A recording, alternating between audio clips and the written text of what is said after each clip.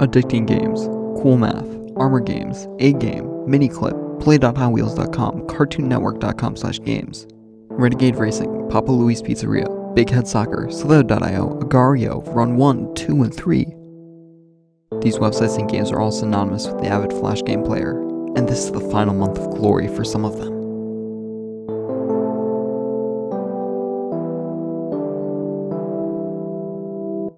In July of 2017, Adobe announced that it would end support for Flash December 31st, 2020, and that day was mutually agreed on by Apple, Google, Microsoft, and even Mozilla. They all agreed to stop supporting Flash on their browsers that fateful day. Adobe believed other integrations being used by developers depreciated Flash's value, so Adobe gave 2.5 years notice to allow developers to migrate their games towards other platforms. But why did Flash become so popular? There are a few reasons. After the creation of Flash by Adobe in 1996, people had access to an easier-to-use programming language. Compared to other languages, it was easier to learn for non-programmers, with the disadvantage of being slower to run than other languages. Another reason is that almost any desktop computer or laptop could run this program. You didn't need a ton of additional software to run these games, and you didn't even need to download them, which could take up space on your hard drive. You didn't even need a graphics card, which was great for running on integrated graphics laptops. All you had to have was a website link, the occasional friend for the occasional game, and you're set. What? You jumped! You jumped! Oh my head was way bigger. How? Power-ups, they're like things that pop up. These sort of luxuries had their word quickly spread, with companies like Cartoon Network and Hot Wheels taking full advantage. Both created games for their websites and made commercials about them. Play the new Samurai Jack game, The Way of the Warrior. Log on now. Strive to survive. Another sort of era started to pop up though, and that was about 7 to 8 years ago, with the widespread introduction of laptops into elementary, middle, and high schools in the United States. There are 29,000 new Chromebooks this year. That's in addition to the 18,000 issued to middle school students last year. Nearly 300 Chromebooks were lost or not returned at the end of the year, and others were damaged.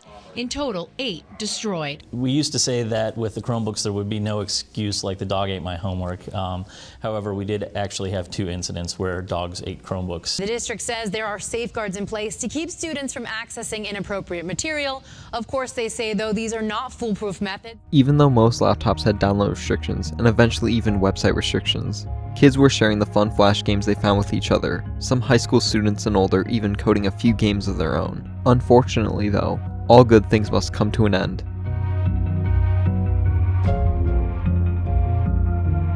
You're probably thinking, isn't this segment title contradicting the beginning of this film? Well, then you'd be right, but also wrong. May I introduce you to Flashpoint? Flashpoint is a game archive where you can play almost any Flash game you remember from the past. This includes, but is not limited to, all the Papa Louie restaurant games, every single Big Head sports game, Portal, the Flash version, QWOP, and over 70,000 other games, with the number steadily growing. And it gets even better. Flashpoint isn't exclusive to just Flash games. It also includes Shockwave, Java, HTML5, Authorwave, Silverlight, and other plugins for games too. For example, while I cannot currently play the Shockwave game on the Hot Wheels website, I can on Flashpoint. BAM! That's pretty cool.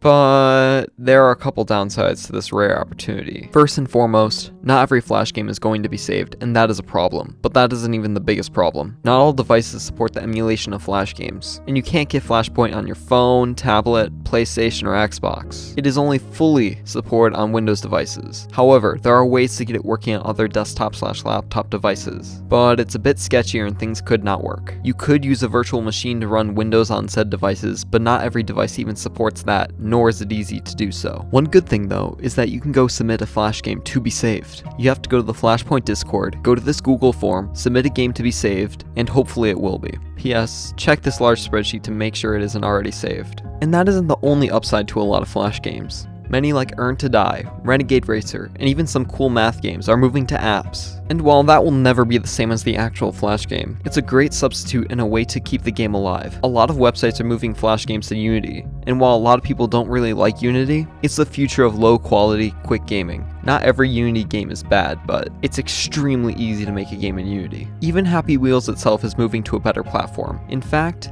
it normally only runs at 30 FPS, but now it's going to run at 60 FPS interpolated. So while moving to a different platform might seem like a disappointment, it's certainly an upgrade, and Adobe did give a warning 2 years ago about the ending of Flash. If your game wasn't supported after these 2.5 years, it's your own fault for not updating it when getting a fair warning like that.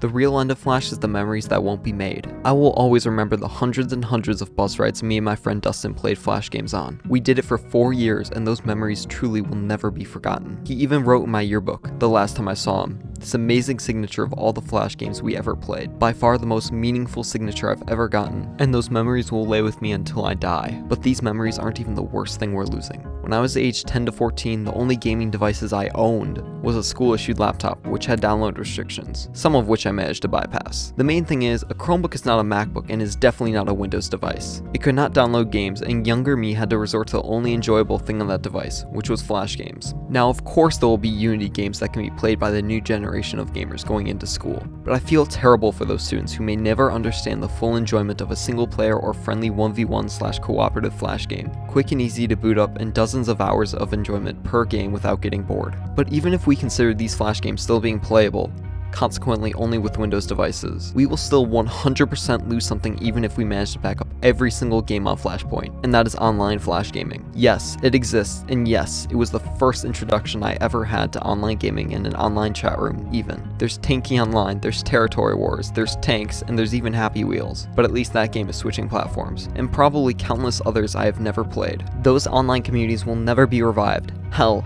to even get an online Territory Wars game, I had to go to the official site's Discord, wait half an hour until someone responded to my request to play a game.